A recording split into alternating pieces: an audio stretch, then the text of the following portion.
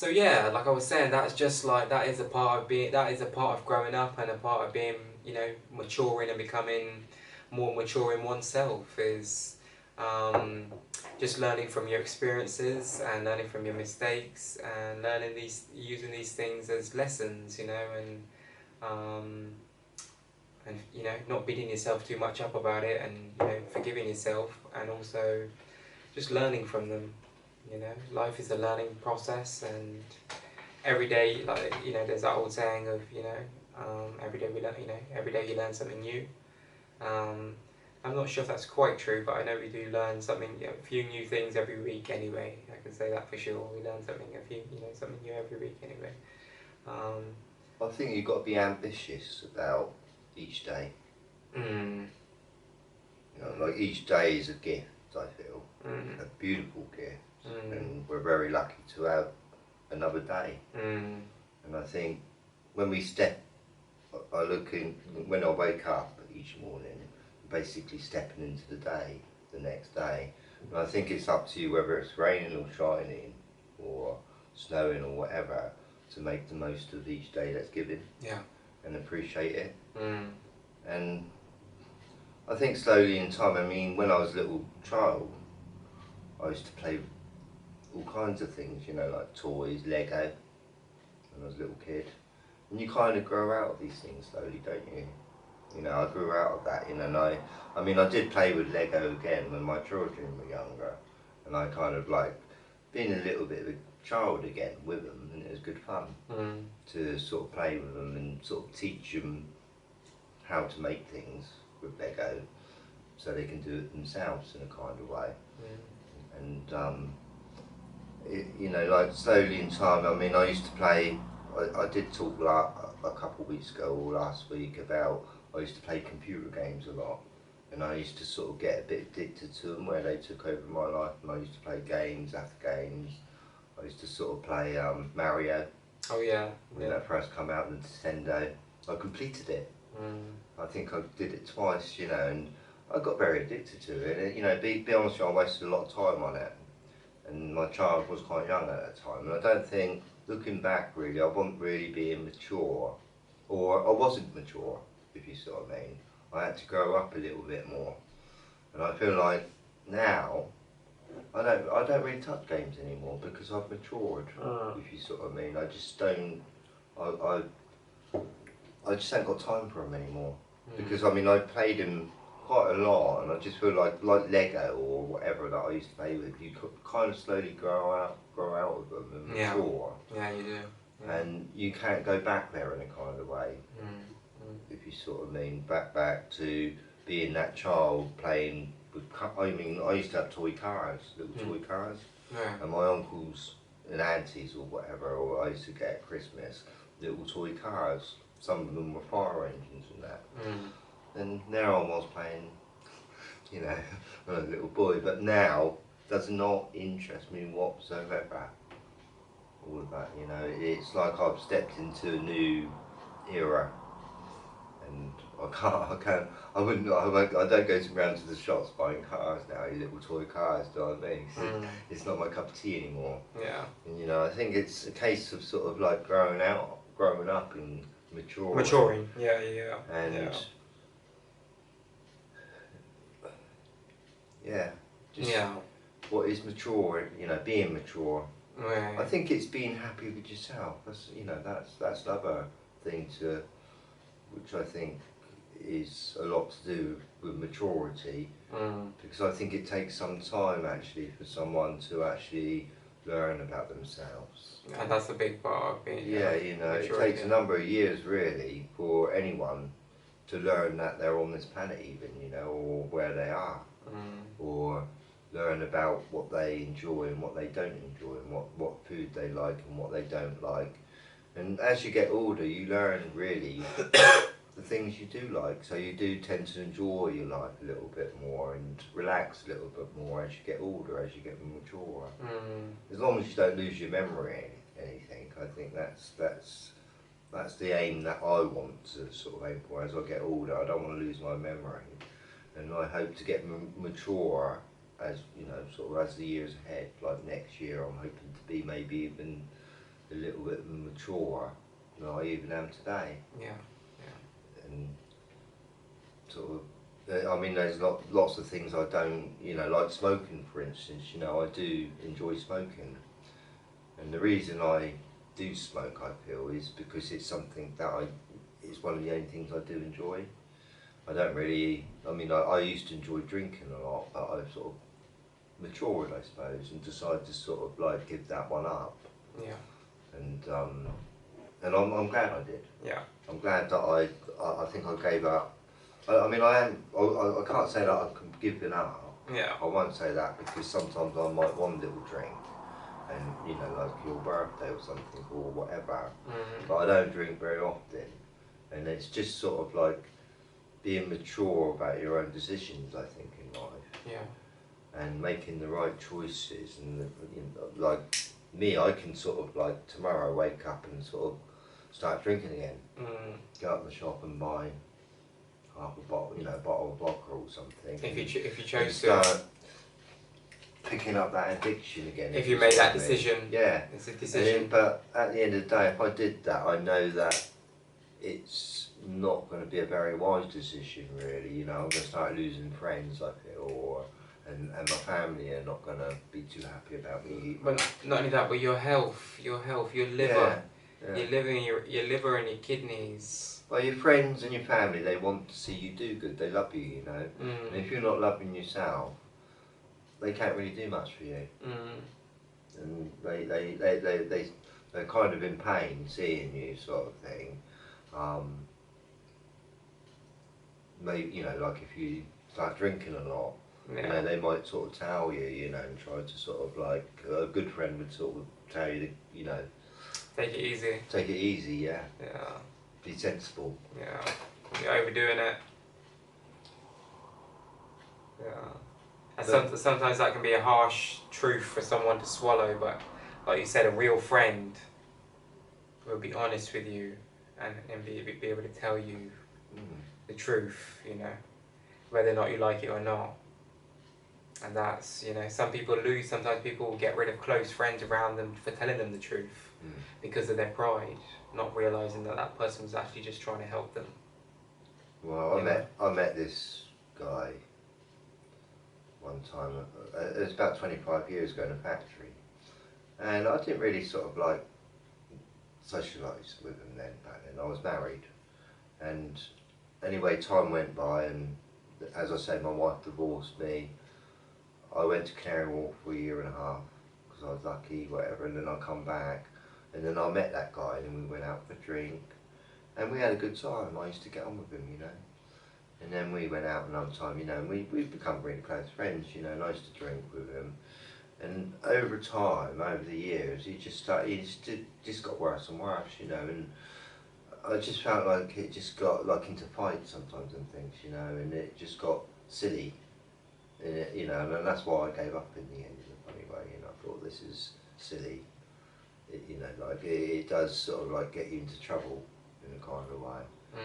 And I just feel like you know, since I've kind of given up, I'm kind of going up the steps now, if you sort of mean. I'm going upwards rather than that way. Yeah. And I think as long as you're enjoying your life, you enjoy what you do, and you've got nothing to be ashamed in life for what you're doing in life. You've got a lot to be happy about in life, and you've got a lot to sort of like look forward to in life, I feel.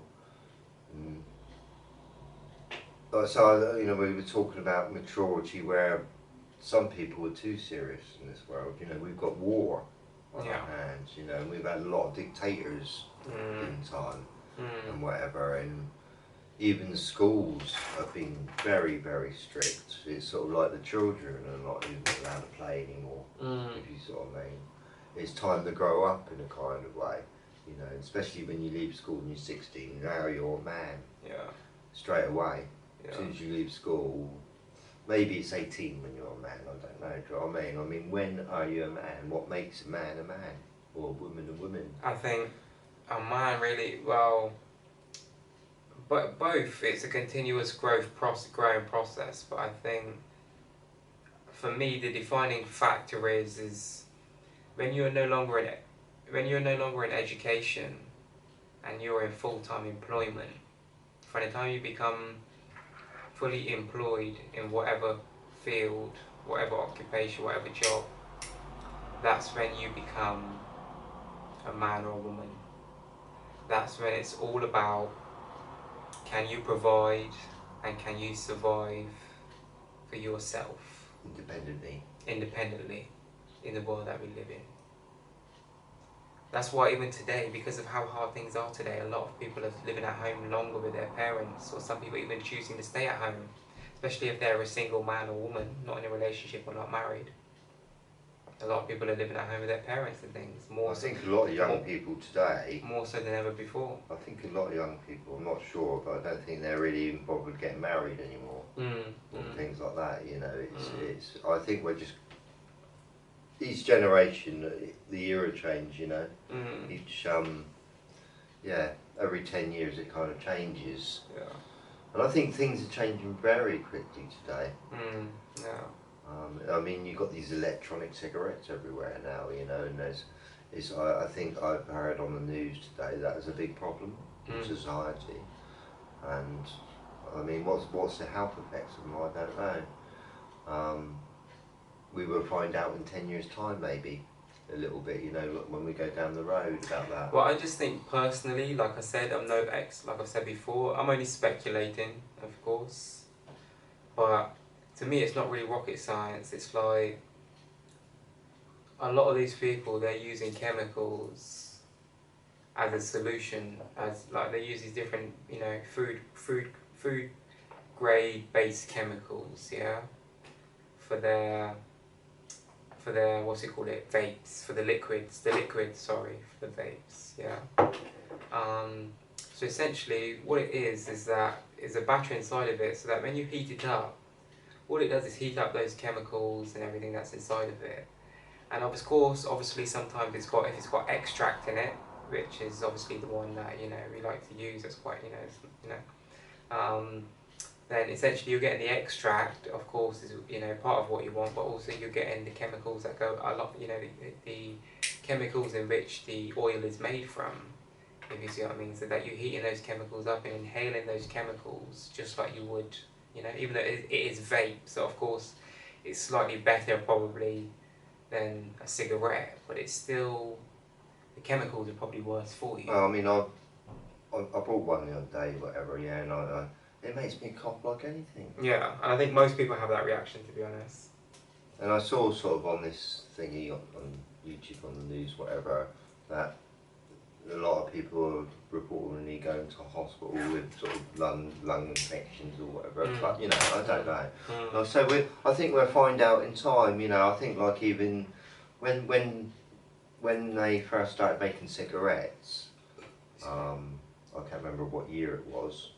Okay, they used to think it was healthy. Yeah. It might have been the 1940s. I was going to say, at one point the doctors used to even recommend it. Yeah, prescribe, you know, like, I can't remember, a few cigarettes a day or something, like that. Like, you know, if you go to the doctors, you know, like in the 1940s or 50s, yeah.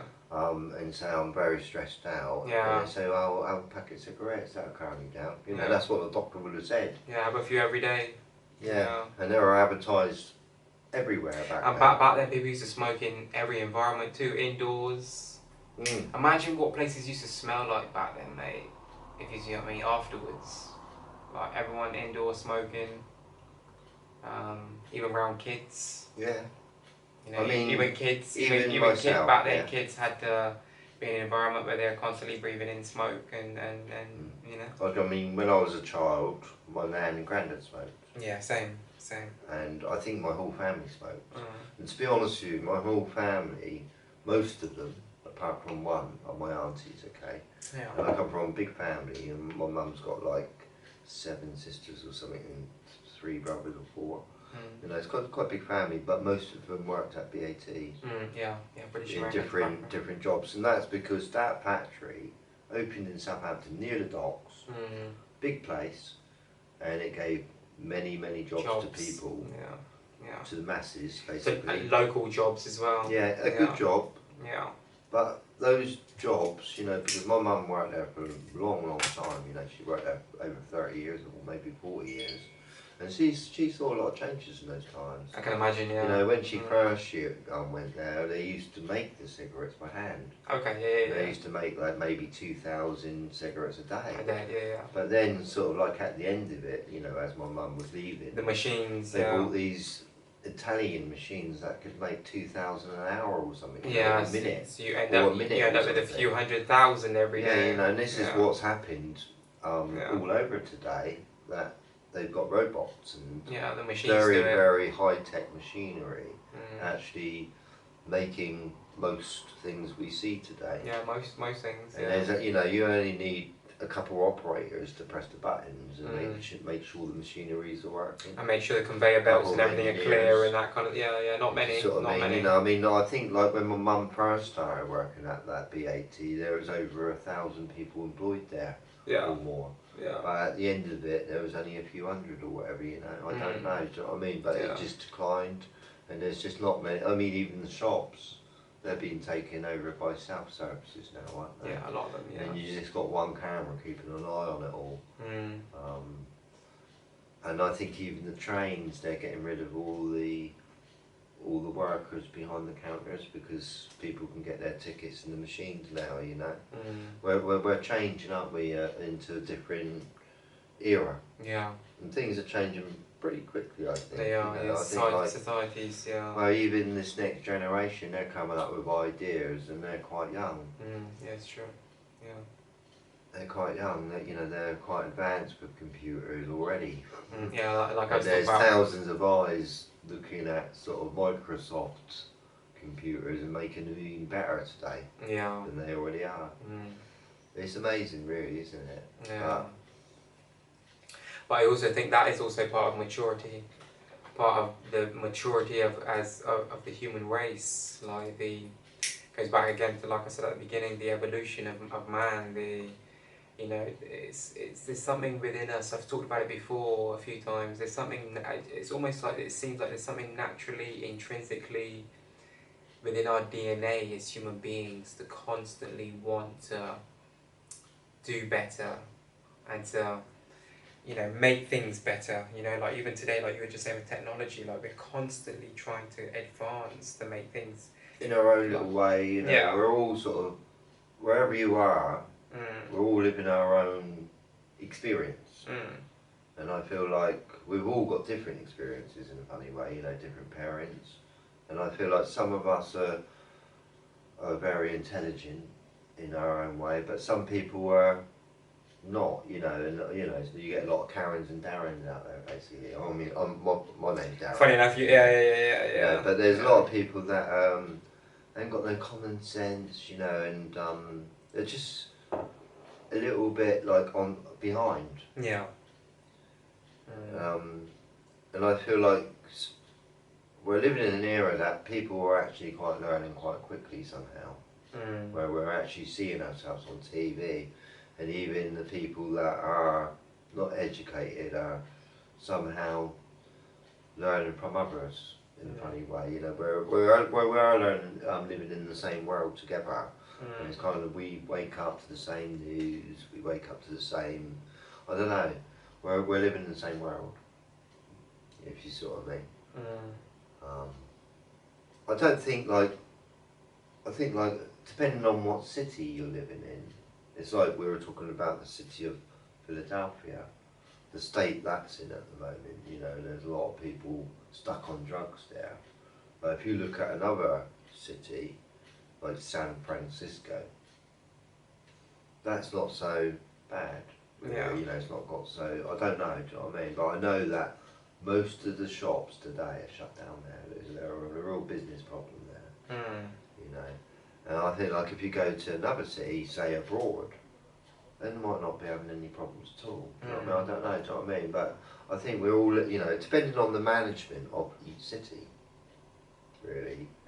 I mean, I look at the management of this country, we're talking about Westminster and all that, and how misbehaved they seem to be in a kind of way. They kind of like, they pretend that they're sort of saying, you're right, honourable, and all this and all that, but it's a bit sort of like, horrible at the same time, and it's like they're Yeah. bitching each other all the time and mouthing each other and trying to slag each other down, and it's like a comical game to like a puppet show. Yeah.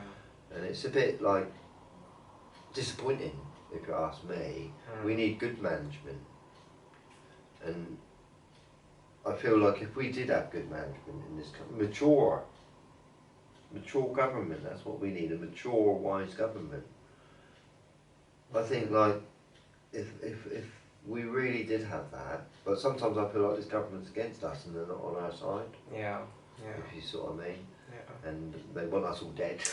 Sometimes it feels like that, and it seems like that, doesn't it? They don't really teach everybody at school to be self-employed, do they? Well, they don't want people to be self-employed, generally speaking. Well, wouldn't it be great if we were all well off, you know, and we were all educated to be... Their construct of society would fall apart if everyone was self-employed and people were entrepreneurs and people were really able to be their own boss. More and more younger people today are doing it and finding it out more than ever before. There's more young entrepreneurs in this day and age than there's ever before in history. So many people out there making money online, especially with online with the internet and that. Through selling products or whatever the case, whatever their niche kind of market is that they're making money through. But there's a lot of young people out there that are generating large incomes, honestly, in this day and age. You see it all the time, it's great. It's great. And going back to maturity, incorporating that back into maturity, what I was gonna say earlier, actually, it's kind of come back to me as well, that a part of maturing, and going back to understanding what the world is all about and what life is all about, part of maturing is getting to a certain age and realising that if you really want some kind of freedom in this world, where you don't have to constantly work Monday to Friday, 9 to 5, all your life for 45, 50 years. A job that you don't really like. That you don't really like before you retire, and you're lucky enough to get 15, 20 years of your pension before it's time to, before the good Lord calls your name. The goal is to become financial. When you become mature enough, you realise that the system in which exists, in order to escape it to a degree, because you can't fully escape it, but you can escape it to a degree, is financial freedom. And we talk about this all the time, but it is so, I just want to touch on it very quickly as well tonight, because it is so important, that is a part of becoming mature, is understanding that financial freedom gives you a certain element of freedom in which you can start living your life on your terms, essentially. No boss. Well, you're your own boss, essentially. Yeah. So when you wake up in the morning, you can choose to do what you want to do with your time. So especially if you're able to work from home and make money just off your laptop every day, like you spend like 2 hours a day on your laptop in the mornings, if you see what I mean, and then the rest of the day, you're free to spend the rest of the time with your kids or your wife, or just doing whatever you want to do. If you're single, or just whatever, it's a wonderful thing. It's freedom, It's. See, I don't think I've said it before. I'm not well off at all. To be honest with you, I get by. Yeah. Put it that way. So, I'm not really financially free. I don't really own my own home. Yeah. And apparently if you don't own your own home, you're basically a peasant. A peasant is somebody that don't own land, apparently. Right, so, I'm not really financially free, okay, but I am free of work. I'm sort of basically retired, yeah? Yeah. And I'm sort of I'm not financially free, but I am my own boss. Yeah. In a kind of way, I don't work for anyone else. I choose what I want to do with my time. I can have a bath when I want. Yeah. I go to sleep when I want, which is cool. Yeah. Some rich people that's got lots of money and they're tied up in their business can't do that. They can't go to sleep when they want. Yeah. Sometimes, Yeah. It's okay if you've got a lot of money and you actually think about starting a business up, say, to make even more money. Yeah. But you actually get a manager to actually do that job for you. And Yeah. take every responsibility and just make some money for you, you know. Yeah. So they say like money makes money, and that's you know, that's how that happens. You know, rich people were very careful. You know, if you've got a lot of money, you've got to be very careful that you don't lose it all. Yeah. You know, because it's very easy to spend money very quickly or give it away even. Yeah. It's true. It's one of the, they say it's one of the easy things actually when you're rich is to lose it. Lose money. Yeah. Yeah. So there's people that become millionaires and then next minute they've lost everything. Because the problem is, right, a lot of people haven't been taught financial literacy growing up or in school, or a lot of the different things. A lot of people, not everyone, even today it's becoming more prominent in society where people are becoming more about understanding about financial literacy and how money and everything else works, the banking system, the credit system, the loaning systems, all these different things, different systems that work for people. And people are becoming more knowledgeable of these different things, if you see what I mean, you know, which is good, you know. They don't really want to tell you actually, like what you can get out there and what you can't. No, they don't. You know, they don't. You have to educate yourself. You got to kind of work it out for yourself. Yeah. In this world. But financial literacy is very, very important. You know. Like I say, they don't give that. I mean, didn't teach me that at school. That's for sure. Yeah. Understanding how things work in the real world. You know, how business works and how, you know. Yeah. I mean, that's one thing. When I left school, I didn't know anything about business at all. To be honest with you. Yeah. Yeah. People aren't generally taught how to run their own business, or you know, how to be their own boss. A lot of the time, people are just taught the same. I think generic thing. Like, well, in certain, like, okay, maybe in private schools, and I think that's probably what you're about to say as well. Probably you kind of think of the same thing. Of course. Maybe in private schools and certain other establishments and organisations. They teach in private schools. They're more likely to teach you how to run other people and manage other people. Manage other people. If you see what I mean. Not only that, but the connections that you have from being in private school is, you know. So I think, like, honestly, in public schools they're teaching you things, but they really want you to be as dumb as possible when you leave school. If you ask me. And to be honest with you, when I look at children leaving school, I know that they might be smart at writing or this or whatever, but they haven't got much understanding about life at all, compassion, or, you know, they've got a long way to go before they even know who they are. Yeah. I know they are. Yeah. You know, they're only 16, you know, and they you know, I mean, by the time you're 5, you only start realising you're here, if you see what I mean. Yeah. So by the time you're 16, you know, you're only talking about a few years. And I just feel like at 16, basically most people are immature. You know, they've got a long way to go.